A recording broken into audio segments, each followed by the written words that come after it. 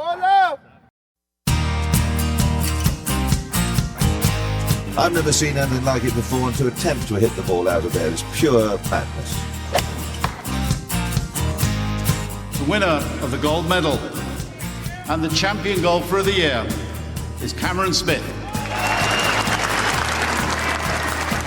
This is the one that I've always wanted to win since I was a little kid. So it just feels pretty amazing to be able to get it done today. It's amazing that it's my destiny to be the first Aussie to win. Just incredible. Hello and welcome to episode 19 of Playing from the Tips, Golf Australia magazine's preview and tipping show where we are barely recovered from one major championship and we are straight into another. I'm your host, Jimmy Emanuel, joined by two of our so-called experts to take you through the KPMG Women's PGA Championship, Travellers Championship, BMW International Open, and one of the best tournament names in golf, the Kolon, the 65th Korea Open Golf Championship. That's right, to this. First of those experts is the man responsible for more golf podcasts than there were references to the Playboy Mansion in last week's US Open coverage from LACC, and who's terrified of octopuses jumping out of the ocean. Rod Murray, welcome. I am. They can come out of the water. Google it, people. It's terrifying. Was it a toss-up between the Playboy Mansion and Lionel Richie's house? Which got more mentions? Now, Lionel Richie's house got less mentions, but was more deserving. It's a nicer house. Hell of a place. It doesn't have the chorus of former animals. No, that's right. Yeah, the peacock. Like there was a late Sunday mention of the peacock from the and monkeys. Yeah, there's monkeys in there. Yeah. Okay. Somebody free them. Yeah, well, you'd have thought. Yeah, that's right. Hopefully no octopi. Yeah. Secondly, a tipster who rumour has it was dressed in head-to-toe orange all weekend to attempt to get Ricky Fowler over the line, and actually saw him in an orange shirt.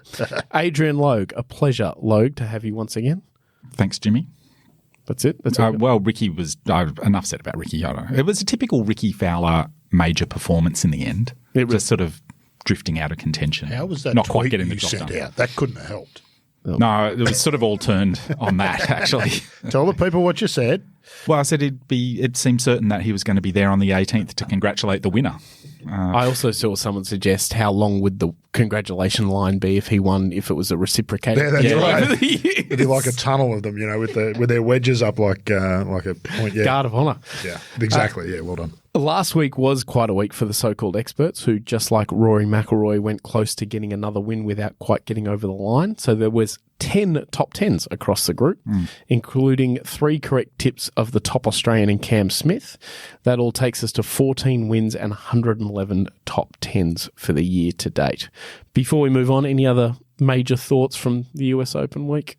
No, as I wrote in my column yesterday, I think there's a broader thing to look at there. The way we think and talk about golf is just, in these big tournaments, the criticism of the golf course, particularly on day one and all those sorts of stuff, it feels like a lot of education needed. Is that course was, I thought, remarkable. In contrast to what we're going to see this week at the Women's PGA, it looked like it sat properly in its landscape and was natural. This week we're going to see the blinding white sand and the dark green on what is a fabulous golf course, but I just think, golf needs to – we as golfers need to change the way we think about the courses that the game is played on. And professional golf hasn't done the game a lot of favours over the years in that regard. I think last week was also a good example of what we get right at times by going to a place like that. That's a good golf course, but with mixing in with the stuff we get wrong. And that was – a lot of people probably wouldn't have seen it, but the rules of LACC coming out through places, that is just the exact – wrong part of golf. Everything that we that's can't wrong with promote. The game on one sheet of and paper. Then add to that. But many of those rules exist at Australian golf clubs. Of course they do. Sure. And maybe not all of them as a group, but many of those rules exist. And it's a private club. You can make your own rules. That's the idea. But it's like so many of those are just unbelievable. Yeah. And then on top of that, you had the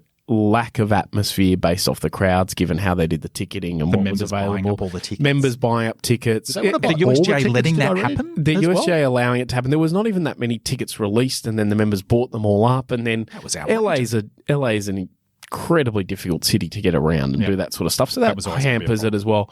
But everything about it, the way the crowd were allowed, it was just. There was parts that were very disappointing. Just on the course, I think the course was fantastic, and there was some very good stuff written about it and some pretty bad stuff written about it. But I think one takeaway that I had was that we've got to get out of this mindset of trying to fit a US Open course onto every course that they take it to. Yes, agreed. Just trying to like make it into a US Open venue through setup. Let the golf be the golf like the Open does. Yeah, exactly. Correct. Like, let it be. And in contrast, we had the British women's amateur played at Princess, which looked magnificent. It was fantastic. brown as a golf course gets it. Looked it was amazing. Couldn't Yeah. agree more. Yeah, absolutely. Sorry, just on that one last thing, Jimmy, you made me think about the whole thing about the crowds and whatnot. For decades, we've been told that the key to all sport and success is television and television audiences, and that's where the money comes from. How bad does it look when you don't have people on the ground as well? The whole thing you see this on the European Tour week in and week out, just no crowds at the golf, and it just lacks atmosphere. We saw it. Well, the camera angles were terrible as well on that NBC coverage. Logistically, it wasn't a good golf. No, course. it's very difficult TV to set or up for all crowd. that sort of stuff with shared fairways or close to all shared the camera fairways, angles probably. were pointing down, and you couldn't see any of the undulations in the ground or the skylines. Let alone the timing of tee times and stuff to work with it. That outrageous. Was quite Great for us here, though. Let's be honest. good for us. Yes and no. I'd prefer it to finish earlier in the morning. I don't know. But Is that it's not a about habit? It's not about me. Is that But from a habit? It's kind of about you. it actually went into our afternoon. Yeah, I know. Like it was, Yeah, and in the UK and stuff, it was terrible. It was like us having the Open. Yeah, I kind of felt a bit smug about that. Actually. Yeah, me too. Me too. All right, let's move along. And this week, the second women's major of the year, this time the KPMG Women's PGA Championship, which heads to Baltusrol in New Jersey. Formerly known as the LPGA Championship, the PGA of America came on board in 2014 and made this something of a sibling event for the PGA Championship for the men. In-Ji Chun was the winner last year at the revamped Congressional Country Club. That was one of the highlight events, I think, of last year, that whole tournament. She did struggle over the weekend, but managed to hold on against a stacked leaderboard with Minjee Lee and Lexi Thompson, the runners-up by a shot. Shapes is a very exciting week again this week. Course, again, is a big focus. Baltusrol, I don't believe, has ever had a women's tour event in history, but we find out more very shortly. Amateurs, I think. But it's had a US Women's Open. Oh, did it? There we go. But on the upper course. But Yeah, the other golf course, sorry. And speaking of players, before we go too far into the golf course, I thought we'd mix it up and we'll open with a tip for a winner. Oh, okay. So, yeah, I've sent them scrambling, and I'll start it because I'm ready to go. I'm going to go with Jennifer Kupcho. Okay. Exceptionally consistent last week, won recently, feels like she's got a game that's going to suit these kind of big golf courses really, really well. Everything kind of points to her going well this week. Kind of miserable and determined too, isn't she? She's that kind of player, just driven to. There's not a lot of joy in sort of anything she does, but she's going to get it done. Yeah, it's very surgical. Yeah, clinical Yeah. Yeah, interesting. Good tip, I think. She's a really good player. She's going to be a good player for a long time, Jennifer Kupcho. Agreed. I'll be going through some of the players of interest a bit later, and I've actually tipped someone I didn't mention in that. I'm going to go with Aria Jatanagarn because really good. she played fabulously at the International Crown. It's been a very up and down year for her, but 2 rounds in the sort of low to mid 60s this past week. I think she's finally found something. And this golf course, she strikes the ball as well as anybody in the game ever has. I saw her at Royal Melbourne a few years ago, and it was just staggering to watch. So, Aria Jatanagarn, go Aria, and she's nice too. I like her. I'm going for Minjee Lee. It's a combination of picking from the heart and from the head. I think Minjee has the game again for this golf course. Extremely precise ball striking is going to be the order of the day, and also I think Minjee's returning to form. And I'd just love to see her win another major. So. Yep, very good. Let's look at that golf course in some more depth. And Logue, you're going to tell us all about Baltusrol and where the differences might come.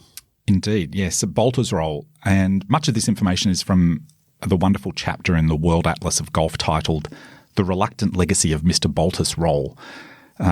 And of course, the titular Baltusrol was a farmer who met an untimely end when he was murdered on this property in 1825 by 2 thieves who thought he'd hidden some sort of small treasure in his little farmhouse. Cheery start. Yes, and the property was named for him. And I just want to pause here and say, what a great name for a golf course. Baltusrol. What a great name for a farmer. Baltusrol. What's indeed. that from? I guess German. I'm going to say. Maybe German. Good spelling too. There's I really something- like everything about it. There's something epic and powerful about the word Good logo Baltusrol. too. It's a good name. Yep. Right up there, I think, with some of the best named courses in the world. Myopia Hunt is a favourite. Yeah. for Oh, me. yeah. Crystal Downs, Rolling Green, and Eastwood Hoe. Anything without oaks, Eastwood or Hoe. rivers, or anything like that. Anything that mentions waterways, forget immediately it. rule it. Bondi Golf and Diggers. That's a great one. Yeah. So it's in New Jersey, and it has a tournament heritage unlike almost any other club. It's got 2 courses, the upper and lower. The lower course is mostly the one that's used for championships, and it's generally considered to have a bit more variety and space for championship infrastructure. Both courses were originally designed by A.W. Tillinghast in 1922 and was redesigned by Robert Trent Jones prior to the 54 Open. And then it got open doctored again by his son Rhys Jones prior to the 1993 U.S. Open. Interestingly, we've just come off a men's U.S. Open where 2 players shot 62 in the opening round. But it was here in Baltusrol in 1980 in the men's US Open that Nicklaus and Weiskopf both shot 63s in the opening round.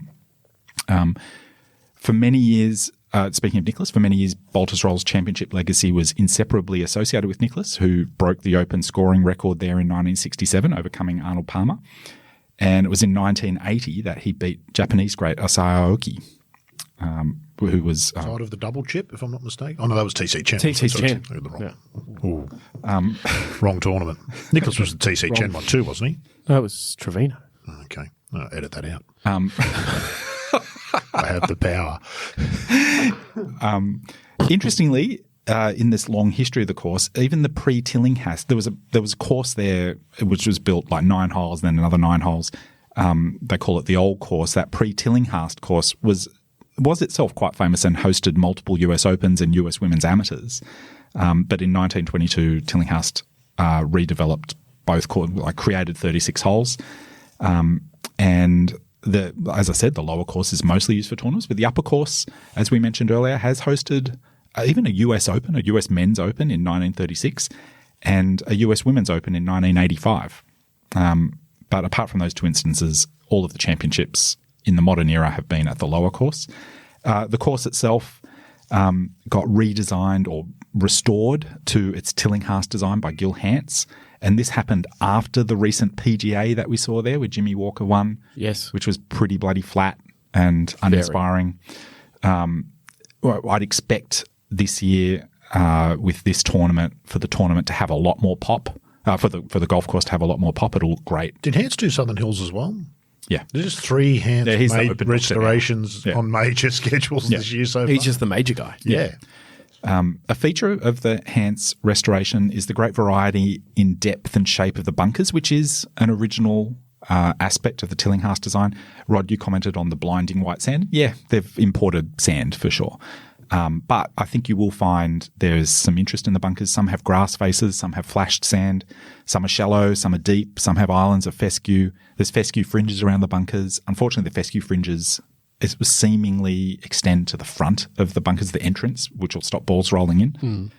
So a little bit of bunkers in the rough this week. And the fairways, the mowing lines at Baltusrol are generally very narrow. And it's a bit of a monoculture of grass across the whole property. The greens are interesting. They don't feature big steps or dramatic features. They're more subtle, wavy things like a thin potato chip, sort of wavy shapes sort of draped over the ground.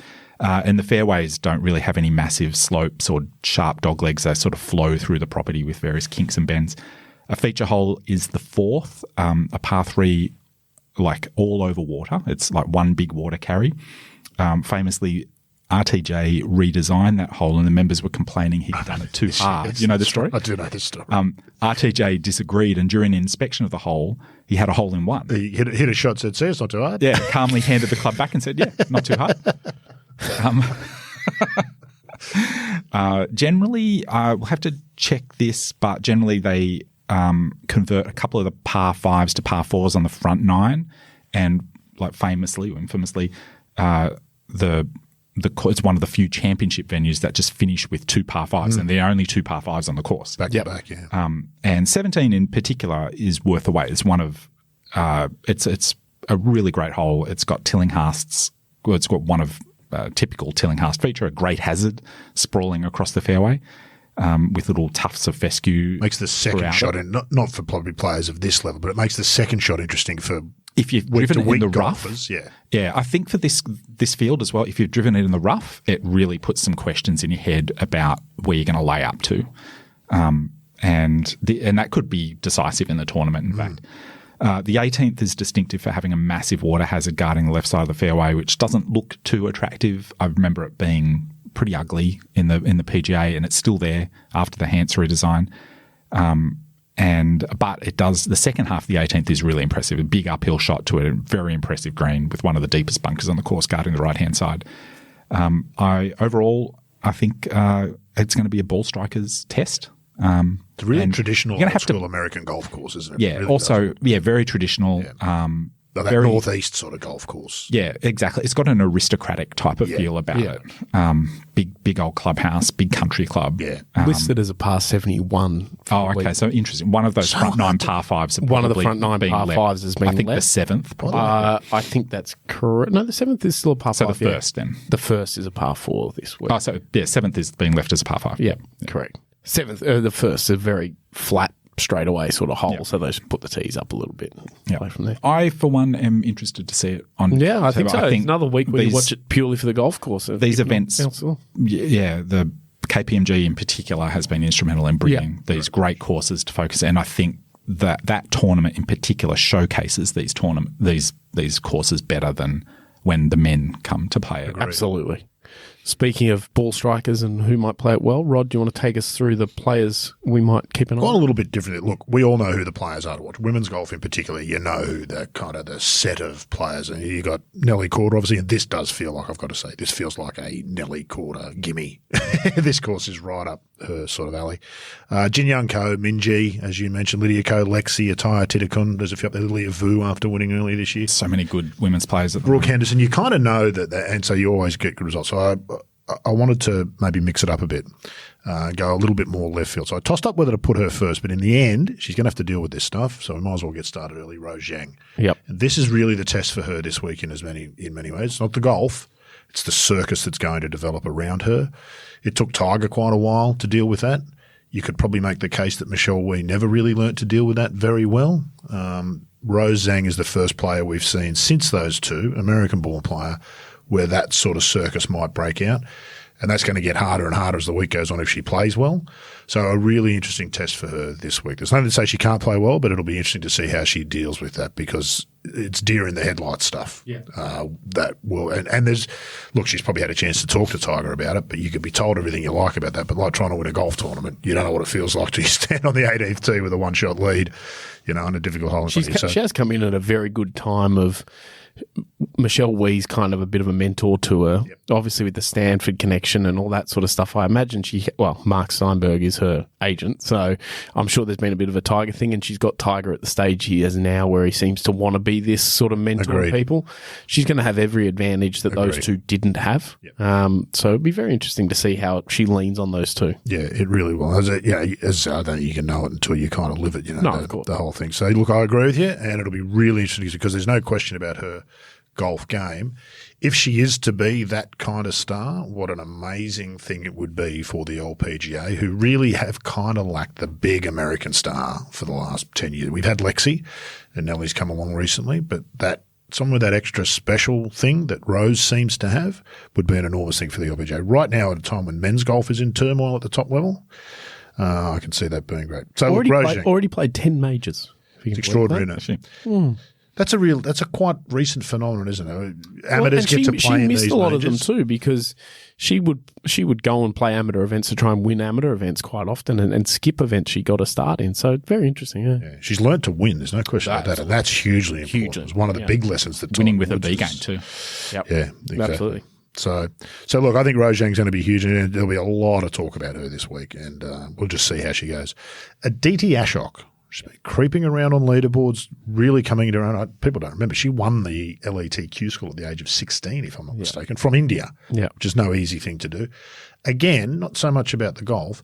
If she was to get up and win this week, which is not out of the question, what an extraordinary boost that would be for the game in India. She seems to step up at big events. She does, particularly this year. She's played out here in Australia a fair bit. She's a good player. She hasn't got huge length or any of that sort of stuff, but she's got a good head on her shoulders, and that might be a problem this week. That'll work against her.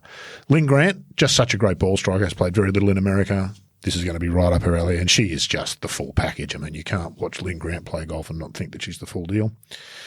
Hey Ran Rue, I think you pronounce it. She's the rookie. Yes. Has just been near the top of leaderboards she finished 4th, I think, at the Founders Cup.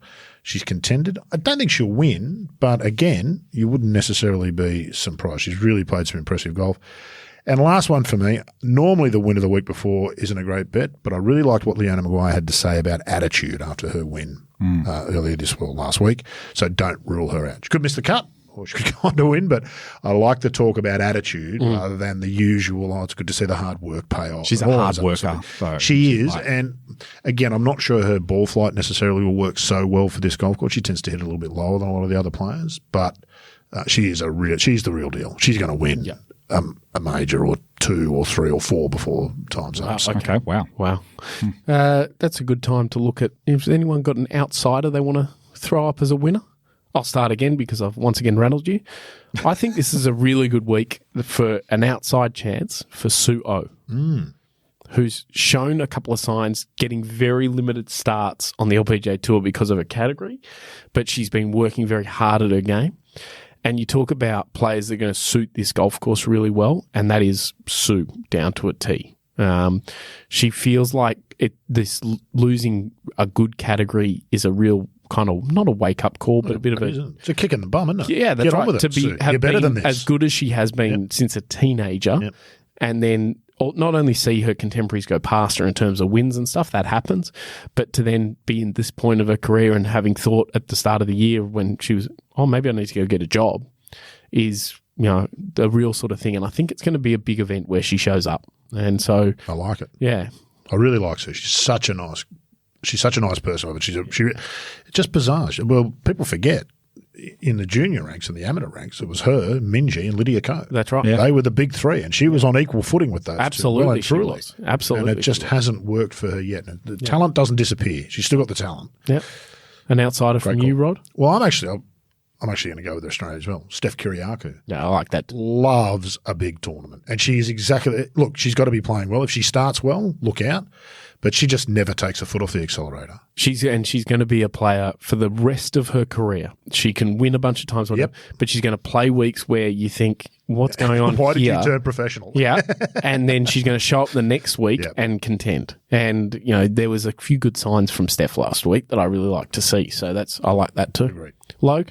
Throw one at us. Just scrambling to find the entry list, but the name that immediately came to me was Jungin Lee 6. Okay. However, I'm not going with her because I feel like you just wanted to say the name. Career arc, I think she's got a long way to climb back to the form that she was showing a few years ago. But a player, again, from a career arc point of view, who I think is a little bit of a forgotten name, is Celine Boutier. Yeah. And good call. I think she's still got a lot to do in the game. And she hasn't fallen off the radar too much, although Rod didn't mention her in the field overview. So she basically scrapped. She may as well quit. She's good as won it, with the trophy starting. Length might be a little bit of a problem, but I think she's going to get the ball in play, and she's got a fantastic short game. Not with a flat ball flight, though, which really cost her at the US Open a couple of years ago, if I'm not mistaken. There was a hole late in the round on Sunday where she just couldn't get it high enough to stop it on the green. So that again this week could be a little bit of a problem. But I do notice at Baltusrol, a lot of the green entrances are just flat, big open entrances at the greens. Yeah. And I think that could suit her. And she's fantastic. Fantastic short game.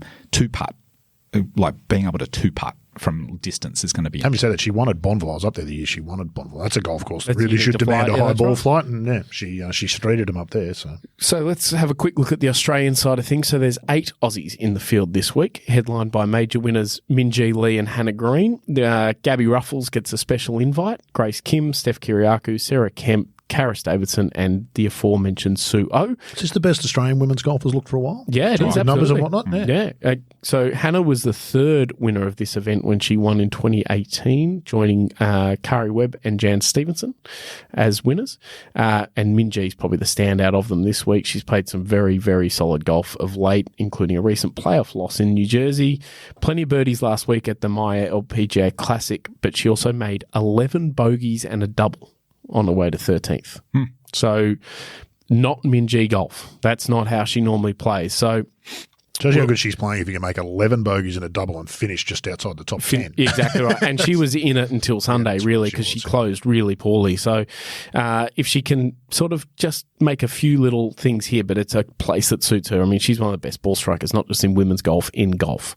So kind of suits her. Min Woo was originally flying in to watch her, but he gets a traveller's start. So he's no longer there. Probably good because he's just a distraction as a younger brother. He's a pest. He could probably drive a ball from Connecticut to Baltusrol. That's hitting right. it that long this last week.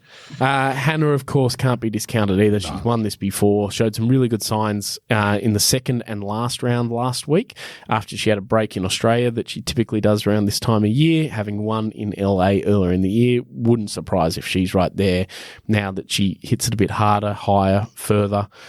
It's kind of, again, another place. She just kind of needs to find some fairways, really, at a place like this. Don't you think her focus has shifted almost completely to the 5 big ones? Absolutely. Yeah. That's really all she's playing. She's got winning energy. Absolutely. Yeah, that's right. Yep. So, perfect.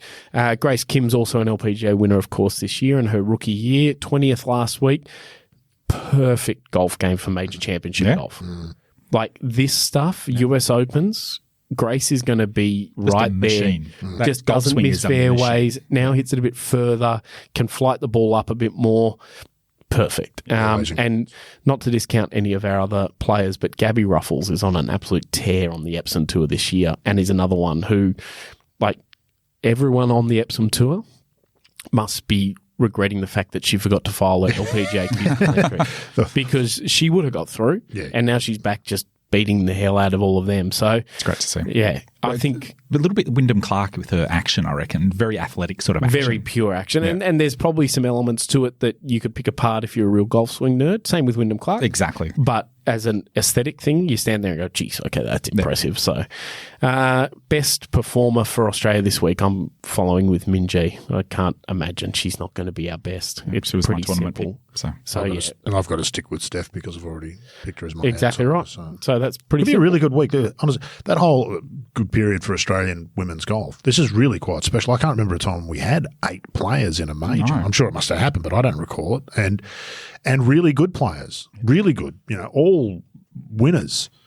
Steph and Grace. Grace has already won, obviously. Steph hasn't won on the LPGA, but she will. I don't think there's any doubt about that. Minjee and Hannah are next. Well, Minjee's next level, isn't she? She is in the really elite. Yeah, she is. Yeah. So. And Sue as well. And absolutely. So, and Sarah Kemp playing the best golf of her life. Absolutely. Karis Davidson's a really good player as well who just, it's crazy good. And the Kari effect is in full. You'd also think that some of that is just themselves. The fact that they're all there together, they'd be pushing each other along, I'd imagine. Yeah. Next, we're going to go to the latest designated event on the PGA Tour that, despite his research, is not the last designated event. And that is the Travelers Championship that has always been a traditional post-US Open wind-down for the last couple of years. Logue, tell us what we need to know. Well, this is tough. I'm exhausted just thinking about this coming the week after a major. But yeah, it's a designated event. They've all got to show up for the Travelers Championship at TPC River Highlands. It's in Connecticut. It's actually one of the better TPC courses, and it was originally designed by Pete Dye, overhauled by Bobby Weed, who had some help from an unlikely quarter with tour players Howard Twitty and Roger Maltby. Maltby, yeah. Maltby. There's more than one. I've always said Howard Twitty should do more courses. Yeah, that's right. Yeah. There's a couple of TPCs that are like that just they got a player in to have a look and help out. Yeah. And this is one of them. Yep. Anyway, Roger Maltby probably told us where to put ashtrays on the golf course. Bobby Weed does some good work. I mean, it was more or less, it was converted from a Pete Dye course to sort of a housing estate course. But it's actually not too bad. It's relatively short, and traditionally there's been some very low scoring at this course. This is where Furyk had his 58. And I think Schauffele might have started with 63 as defending champion last year and sort of held on to win. So very low scoring course. I'm excited that I haven't noticed this before, but it has a named stretch of holes. Oh. Are you aware of this? No. I haven't noticed this before. But it's a trio of holes that surround a lake on the back nine. It's the 15th, 16th and 17th. They're known as the Bermuda Triangle for their thrilling risk and reward shots. Oh, there you go. That demands. Yes. Okay. Didn't Bubba Watson and Corey Pavin have a playoff here one year? Maybe. I don't know. That didn't come up in my research. But that's an interesting and you straight away think, clash of well, there's a golf course. Generational clash. If there's Bubba Watson and Corey Payne, It is one of those places that There's a a golf lot of like very different players have contended there. Some interesting players in the field. There's a bit of youth in the field. Stanford's Michael Thorbjornsson is playing. He actually finished 4th in this event last year. And a little Baltusrol connection there as Thorbjornsson won the US Junior Amateur at Baltusrol in 2018. Aussies in the field, Cam Davis, Jason Day, Lucas Herbert, Minwoo Lee and Adam Scott. I think we expect something from one of that group. Yes. They're all actually in middling sort of form. I'm done with Jason Day, but the others. He's on the list. We should be keeping a list. There should be a list. I was loads trash. I was done with Wyndham Clark too. He served me well in winning an event earlier in the year, where I picked him. But then, I was done with him then, and I was very, quite unhappy with his. No, I'm very happy for him. It was great. Am I going to have to cut that out as well? So many, no, all good. Many potential. This is what I'm looking for this week. It's bounce back players. So there was a bunch of players who had a disappointing week at the US Open. They're forced to come back to this event because it's designated, and they might as well make the most of that. And I think here's a few names who I think are prime for a bounce back. Max Homa missed the cut, but was grinding on the range, turned up day 3. Never made the cut here. I looked at him too. Has never made the cut at this golf course. Still, all the more reason for him to come back. Rory stinging from his loss, but probably completely stuffed after 2 big weeks he's had. But, you never know with Rory. He doesn't know either. It could happen for him. Schauffele, defending champion, obviously in excellent form, was thereabouts for the whole event last week. And I feel like Schauffele's, defending champion, sure, but he's got the sort of stamina that it is just another week. He's got that just another week mindset, which might serve him quite well here. What about the Hitler he had on the first hole in the 3rd round? Well, that 2 shots in the bunker, is that going to hurt him? That could get in his head, so to speak. Scheffler. Scheffler, again, caught fire. If he catches fire with the putter, anything can happen. Yeah. Well, he's been waiting for that for about 6 months. Yeah. He'll still probably contend. Like, he just can't help but contend. His floor is so high. And Rahm didn't get it done last week. You'd feel like he's wanting to get a little bit of a payback for not He'll be contending. steaming soon, and once he's steaming, They were approaching Inferno Rahm. Yeah, exactly. And Look then out it's for a going to be steaming amazing. Rahm. Yeah. he's like a raging bull, and that's it. You can't stop him. My pick is a player who did play well last week, but didn't quite show us everything he's got at the moment, and that is a favourite of Matt Burns, Siwoo Kim. Yes. Agree. Love Siwoo. Really like his game. I think everyone likes Siwoo. Yeah. Anyone who can give If you don't like Siwoo, there might be something. Yeah, wrong what's wrong with you? We went to he gave the shush at the President's Cup when he won the 17th hole. He was and he was to go from 3 down to 2 down. Yeah. It's like, you've got to love a guy who's all over that, shushing the crowd. Absolutely. He's But won still that. losing. I think he might have gone on to win. It might have been the only victory that we had. It's out, and the team was getting absolutely trounced. It was as over well. on Saturday night. It was bizarre, but They nearly didn't play I'm all Sunday. for it. Yeah, absolutely. I like Good on Siwoo. you, Siwoo. I'm all over him. Rod, It's good. a tip from you, Brian Harmon. Ricky Ponting. Okay. Yeah, perennial contender here. Had a good opening round last week at the US Open, not so good after that. 5 top, USGA guy, Brian Hart. yeah, 5 top 10s in 12 starts, 10 made cuts. Why not? And he's got to get over the line here at some point, so why not this year? And I think Don't see him as a winner. all of those guys you've talked about, I just can't see how you go from the US Open especially to here and play well, be up, be interested. I don't know. I just don't see the big names getting it done this week. Brian Harmon, like a every week tour player sort of contender though. Like he just doesn't seem to bob his head up too much in these he things because I wants think once there's or such a twice. shootout, He's especially only won these once or really twice. low scoring things. He loves this I think, course. I think that's a rubbish pick, but anyway, right. Jimmy. Okay, we'll return to that next week.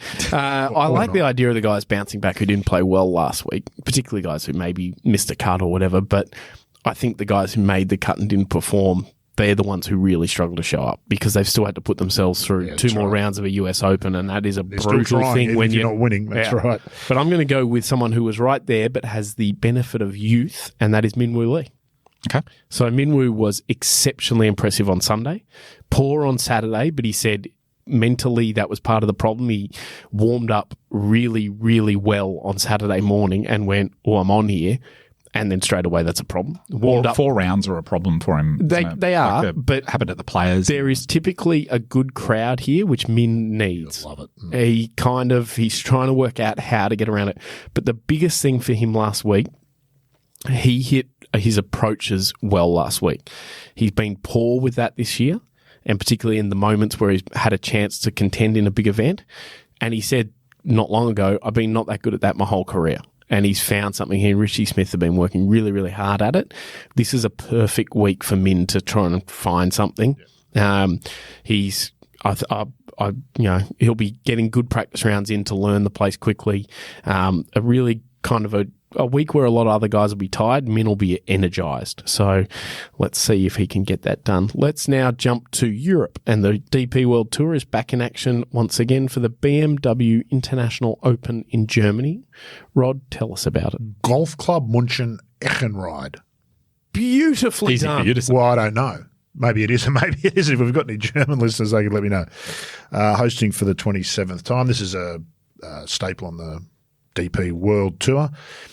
We won't be spending too much on this. Here's what their website says about the course. The course is always maintained at the highest level, and the course design is constantly adapted to modern requirements with new, strategically placed bunkers, additional trees planted every year, and modified water obstacles and extended tees. Love it. Brandel Chambee, Not Paul sure it's- Azinger, absolutely frothing it this week. Not sure it's my kind of golf course, but look, it's as said, it's been a staple in European Tour. Good roll call of winners: Hovland, Stenson, Els, Keimer, Montgomery, Westwood, our own Chuck Fowler in his great comeback year of 1993. Here's a surprise 2-time winner: Paul Azinger. Has won this tournament twice. Really? Doesn't tell us anything, but I just thought it was an interesting tidbit. And David Ferrety won the inaugural event in 1989, which also doesn't tell us anything, but is a tidbit. Thank you.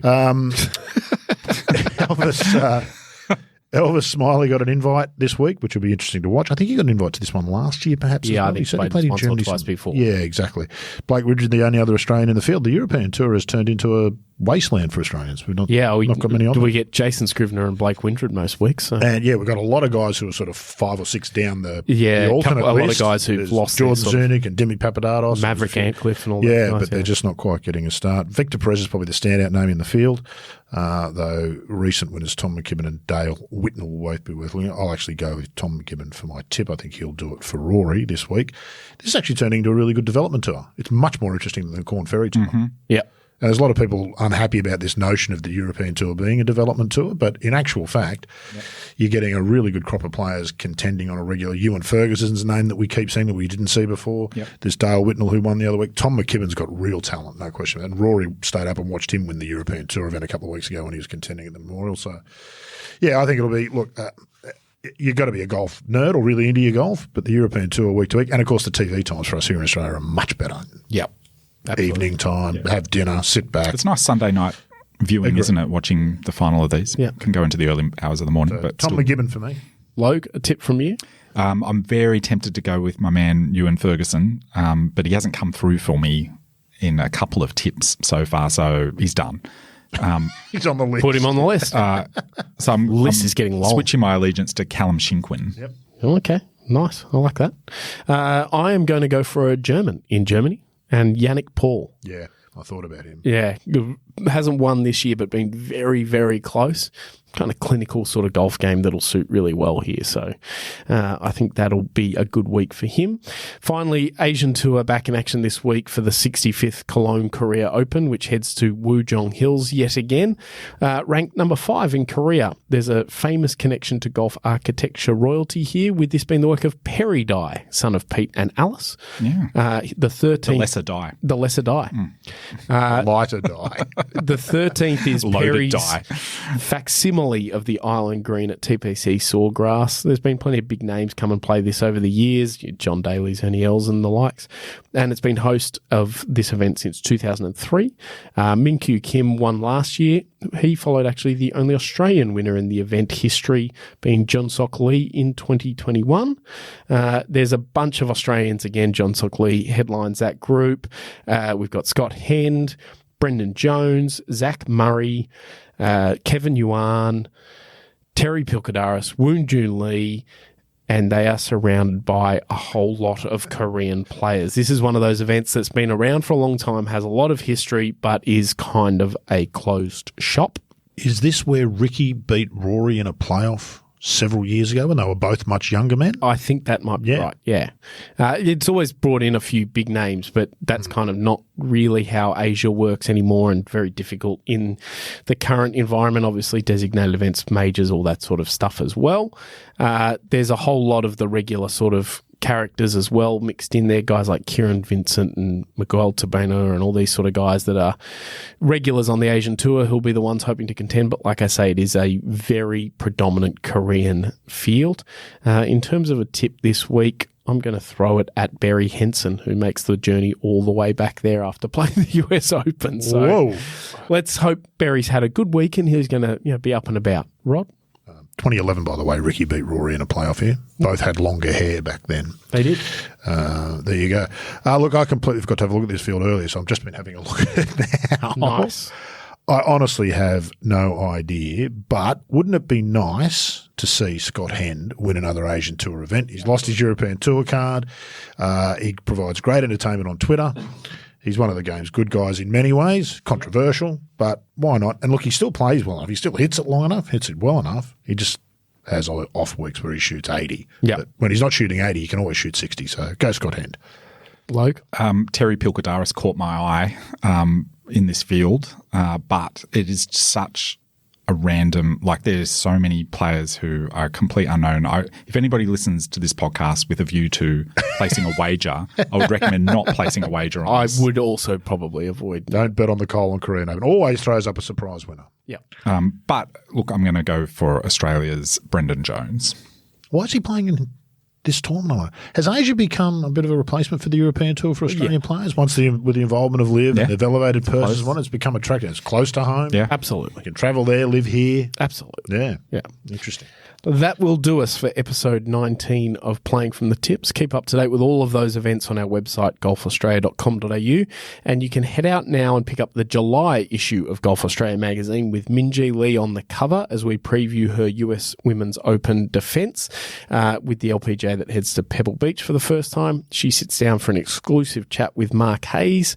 We also reveal Australia's greatest 18 holes as voted by you, and there's a magnificent profile on Annika Rathbone by Mark Hayes as well, who's been doing a lot of hard work, and Logue reviews Daltrey Calhoun. And it's actually his best movie review of all of them. Of a very bad movie. So, yeah, go out and buy that. What's the movie? Daltrey Calhoun. You'll have to buy a copy of the magazine to find out all about it. We'll be back next week for episode 20 of Playing from the Tips.